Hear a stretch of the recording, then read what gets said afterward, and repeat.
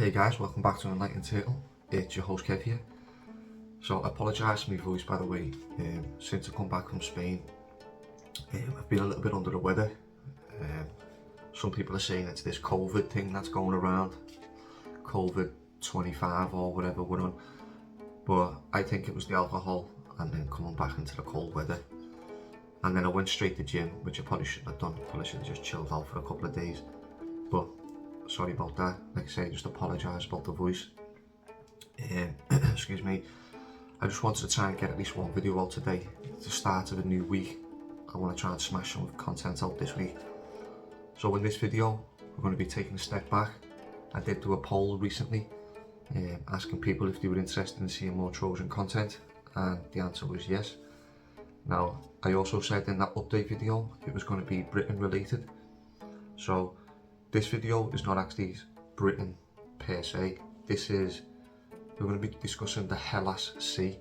Now, excuse me, if you go and look at the mainstream version of the Trojan conflict, they'll tell you that, well, for starters, half the mainstream say it's myth, and the other half say it must have took place in Anatolia. So right there, you know, you've got a diffusion in the mainstream itself. However, I disagree with both narratives. The Trojan War definitely for me was not in Anatolia. The area's not big enough, the weather, the climate, the populations, all this kind of stuff, it doesn't make sense to have happened around 3,000 years ago. There's people who were saying it happened 500 years later, to which you'd then seen a larger population of the area, and classical Greece, etc. However, these people in classical Greece are referring to the characters of the Trojan conflict and the Age of Heroes, if you will, as demigods, as almost mythological themselves in the time. So how within 100 years, all of a sudden, all this historical content, all these massive armies of the Achaeans and this, that and everything else suddenly disappeared, but then kind of reappear under new names and all this kind of stuff. It doesn't make any sense. There's a lot to go into on that, and to be honest, that's not the point of this video. So yeah, we're going to be taking a look at the Hellas Sea. This is going to be a reading from Imran Wilkins' book, and there's a map which I will be sharing on the screen for you guys, and I'll try and put some of the images in as I normally do, try and help us go along. But without further ado, let's get straight into it.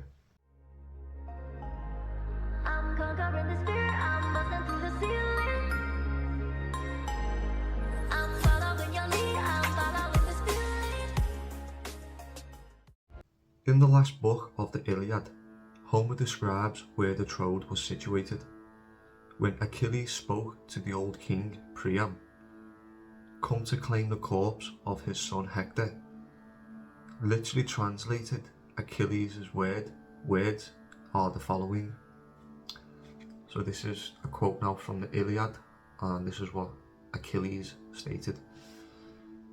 And of thee, old sire, we hear that of old thou was blessed, how of all that is bounded by Lesbos to the south, the seat of Macar, and Phrygia, in the upland, and the boundless Hellespont. Over these folk, men say thou, old sire, was preeminent by reason of thy wealth and thy sons, unquote. So I'll just go straight into what Imran has said regarding this. Precisely these lines inspired Schliemann to seek the ruins of Troy in northwest Turkey, which is Anatolia. Because Lesbos is an island near its coast, Phrygia, the old name of the highlands of Western Asia Minor, and the Hellespont, the classical name for the Strait of the Dardanelles. However, the preceding chapters have demonstrated beyond any doubt that Homeric Troy was situated in England. This implies that the Sea Peoples have transferred their original Homeric place names from Western Europe to the Mediterranean countries in the course of the 2nd millennium BC. Such transfers of familiar names took place every time people migrated to other parts of the world. As everyone knows, European immigrants have transferred hundreds of familiar place names to the Americas only a few centuries ago. In Homer's epics, there are more than 300 geographical names, of which about 1/3 have been transferred to Greece and the Mediterranean. Pause. So just think, there's actually only 1/3 of the place names in the Mediterranean and around the Aegean Sea, as opposed to all the place names being able to be located, some via etymological rendering of course, but found in northwestern Europe. The original names of these must be sought in the regions where people had Celtic customs and were familiar with oceanic tides, which is a key thing actually, to be honest. A considerable part of this book will therefore be devoted to the research into the origin of the Homeric place names. This may sound rather daunting, but the reader's patience will be rewarded with many interesting discoveries. The best way to start this work of identification is to begin with the frontiers of the Troad, and first of all with the sea on which it was situated. So obviously, hopefully the map is on the screen right now. You can see you've got Great Britain, and there's so many names beginning with H-E-L or H-E-double-L. Now, one that sticks out to me is if you look on the northwest of Great Britain, you can see Ellesmere Port. Now, that's quite local to me, and if you go in and around that area, as you come in through the estuary, you've got like the Runcorn bridges. We've got 2 bridges. We had a new bridge that was built quite recently, and there's an island around there that gets landlocked by the sea. It's only a small island, but it's quite famous. Like there was a band that played there, a famous band. I don't want to say the Rolling Stones, but you know, it was something big like that. They played on the island, and there's a lot of other little mad tidbits around there, but it just seems ancient, you know, when you go around there. Like the trees, the everything around there just seems very ancient. But that's just a little say. I just say that because it's close to me and it's of interest to me. I'd like to go up there one day and actually have a good rummage around, but I haven't got there yet. As you can see, you've got all these different place names on both sides of the English Channel, and yeah, I won't linger. I'll leave the map on the screen while I continue reading. The Hellas Sea, the North Sea, which is the North Sea, the Channel and the Atlantic Ocean. Homer says that the Troad lies on the shores of Hellespontus, which is Greek for Hellas Sea. As he describes this sea as being a perion, which literally means boundless.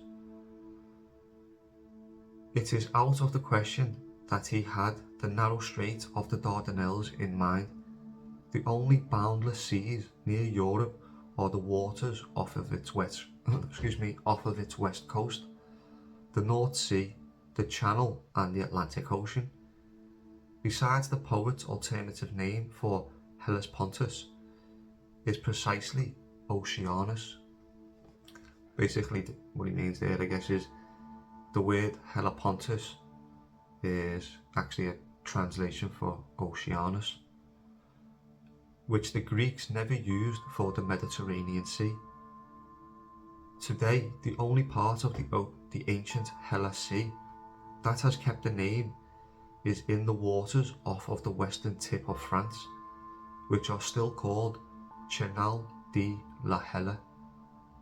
Furthermore, at least 2 river mouths giving access to the North Sea and the Channel respectively remind us of the Hellas Sea, namely Hellegat Dutch for gate to Helle, an estuary in the Rhine Delta, and Hulgate on the French Channel, which originally had the same meaning. A further reminder of Helle is the vast forest in Brittany. I can't pronounce this name, so I will put it on the screen, but I'll give it a go. Broccoliandi, we'll just call it broccoli. Famous from the cycle of the Knights of the Round Table, which is called Brohelion in the Armorican Breton language. Armorican Breton language. I pondered in the past, because there's an area in modern day France that was anciently called Armorica, and I wondered if this was like where the people decided to name America, but I digress on that. So just let me reread that, which is called Brohelion in the Armorican Breton language, meaning land near Helle. The name Helle is of very ancient Indo-European origin and found in both Celtic and Norse. In classical mythology, Helle was a little princess who fell from the back of a winged ram and drowned in the sea, which bore her name. In Nordic mythology, Hel or Hela was the personification of the kingdom of the dead, according to the Edda poems, which is the ancient records of Britain, as we've discussed through Lawrence Waddell, etc. But here is a quote. Of his goods, each man decides only until a certain day, for at a given time, every man has to go from here to the house of hell. Now, I'll just hit the pause, that's unquote. The term hell is obviously low, to go to hell. So that springs to mind straight away, and then obviously he's saying, this is almost like allegorical, I'll read it again. Of his goods, each man decides only until a certain day. So of his goods, don't know what that's supposed to mean per se, but of who you are potentially, what your value is, your goods. For at a given time, every man has to go from here, potentially the land of the living, or somewhere up north, to the house of hell. So hell, Hades, death. Or is this from land to sea? Basically everyone at some point has to go to sea. Perhaps this is, when he says goods, it's some kind of merchant, the value of your goods. A merchant's only as good as what he can sell, and eventually he has to go out into the sea and sell his goods, or find somewhere else, acquire new goods for trade. Now, I only say that because it makes me think of the Phoenicians and the massive trade network that we've already discussed, and we will discuss further in the future, that went all the way from Britain, Scandinavia even. There's traces of certain elements found, not maybe into deep antiquity, but later on. So I have got a video in the pipeline. I've already done pretty much a lot of typing up. It was quite big, so I streamlined it and pulled it down a little bit, and that's going to be to do with the tin and copper that has been found over in Israel, that comes from Cornwall. So we'll discuss that in the future, but back to this video. Excuse me. The ancient kingdom, For the ancients, the kingdom of the dead was symbolized by water, in particular of the sea, but also of rivers and lakes.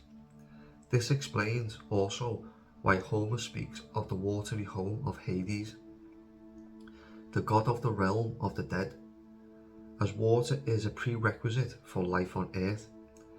It was considered as the most important gift of the gods. For this reason, offerings to the gods were thrown into the water. Europe has countless place names beginning with Helle and Hel, or Eli, Ella, and El. For those who do not pronounce the H, nearly all of them are situated on the shores of the North Sea. The Channel and on the rivers flowing into them.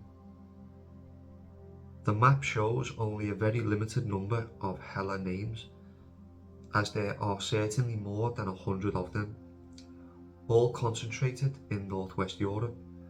According to a recent study on the subject elsewhere, there is Helen in South Spain, Helvetia, the ancient name for Switzerland, get on that, and apparently Trojans resided in Switzerland. We might come on to that in the future, which may well date from the Bronze Age. But the name Hellas for Greece is not related to Hellasea, on which was not situated, but to Helen, the son of Deucalion. Sorry, there was a dog barking there, I'll read that bit again. But the name Hellas for Greece is not related to the Hellasea, on which it was not situated, but to Helen, the son of Deucalion in Homer's time. Hellas meant land, near or in Hellasea, and referred to part of the Low Countries. Now, I will just say that quick, Helen is supposed to be the mother of the three main groups in the Aegean. We've discussed the Dorians, you've got the Ionians, and the, forgive me, it's not on the top of my brain at the minute, there's another group there. These are the three groups in the area that allegedly went on to become like your modern day Greeks. Excuse me. So that's where that mythology ties in as well. In conclusion, it appears that Homer's boundless Hellespont was not the narrow strait of the Dardanelles in northwest Turkey, but the North Sea separating England from the continent, where so many names with Hella are found, and more in general, all seas subject to tides, including the Channel and the Atlantic Ocean. So we've already discussed, so that's an unquote from Iman there. So we've already discussed in the Tro part 1 video about the differences in the lay of the land, from the foliage, the fauna, the distances, the plains, the rivers, the gates. All of these things are found in East Anglia, and this is why I wanted to get back to making these videos, because I haven't done a good job really of showing all that just yet. It was more a case of putting information down that then I could use to bounce off in future videos. But like I say, it's just been a learning curve, and the learning curve has been like that, and the trajectory has not stopped. Seems like every day I'm theorising, contemplating and learning something new. So yeah, this video, I'll just flick back a page so I can see the map. So as you can see, we've got the map clearly here. There's so many different names, and all these are only 1/3 of the names that could be documented according to Iman. Now this is work that I'll probably never do myself. I mean, the length of time it must have took for this man to go round and find all these place names and stuff. But it's quite clear here that we can see an origin for the word Hellas, or Hellespont, Hellasea, quite clearly. Now, what's also interesting is we have Helen of Troy. So, you know, I mean, I don't believe that the Trojan War was fought over a woman. And I don't mean that in a derogatory term, I just mean, I can't imagine 100,000 men, 1,000 ships. I can't imagine all that setting sail just for the plight of one man's marriage. It doesn't make sense. The obvious sense to me is the material wealth of the Troad. And when we discussed the Troad in Britain and Anatolia in that video, which wasn't very good if I'm being honest, I would have liked to have done it again. As the same with all videos, as soon as I've done it, I feel like redoing it, but we just got to keep moving forward. The material wealth of Britain was so superior to many other nations, and it is today, to be fair, but obviously we have net zero and all this kind of stuff where we can't even extract oil, never mind coal and all these other bits and bobs. So yeah, I don't want to stray too far from the menu. as we've discussed, I want to try and keep this on point. So we've got the Hella Sea, we've got all these names, and in the future videos, because I'm going to try and start bashing these out a little bit quicker, to be fair, there's a lot more maps in this to be discussed. But what I will say really quick is, if you look on this map and you see to the north, you have Elon in northeast of Scotland, and pretty much large areas left unmarked.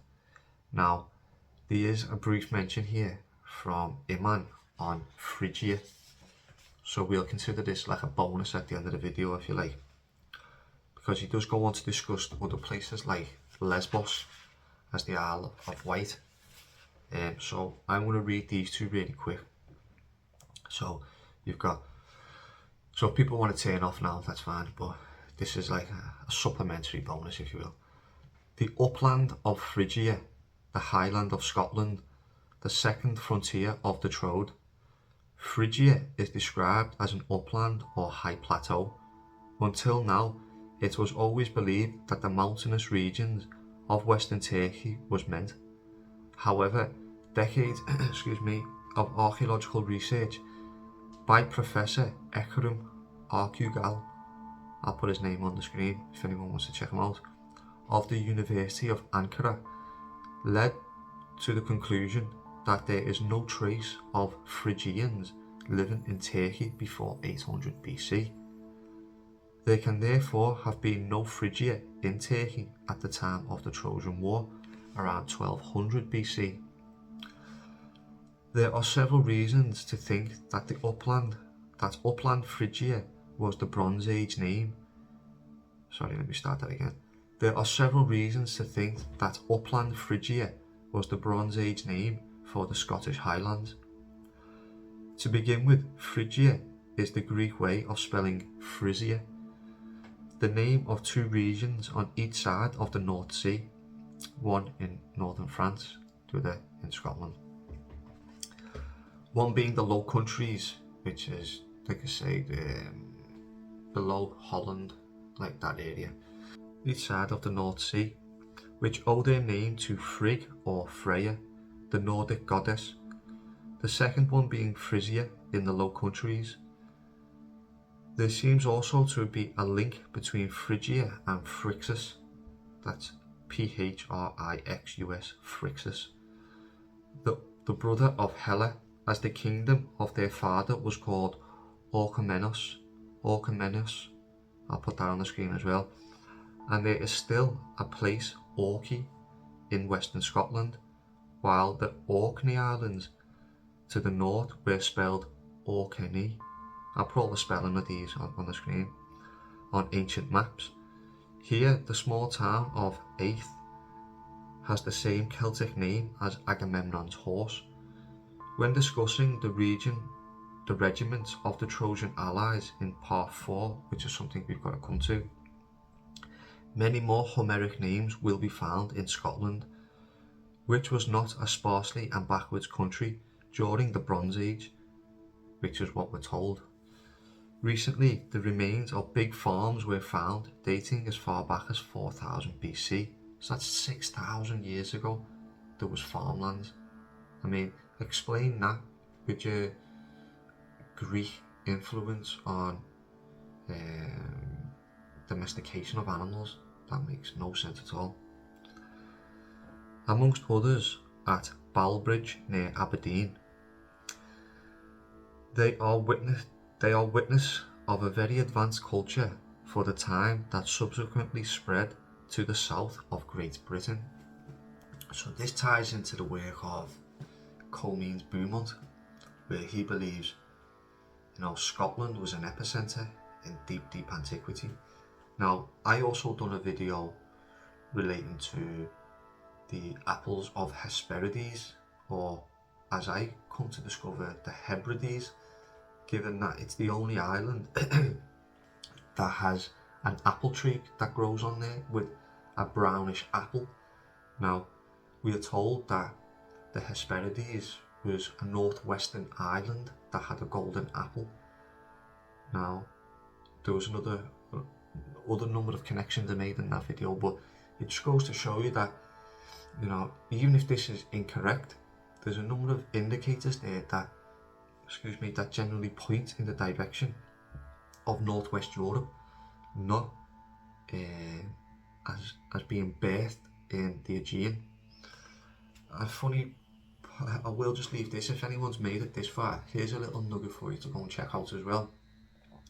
I've obviously discussed the Dorians and the Dorian influx into the Aegean. Well, did you know that there's an actual language in Scotland that's still spoken today by a very few number of people called Doric? Now, this video is getting quite long now. It's nearly half an hour long. I only wanted it to be 10-15 minutes, so I apologise, guys. You know what it's like. It's the first one back, so I guess we're allowed a bit of wiggle room. Excuse me. I will just discuss this one really briefly.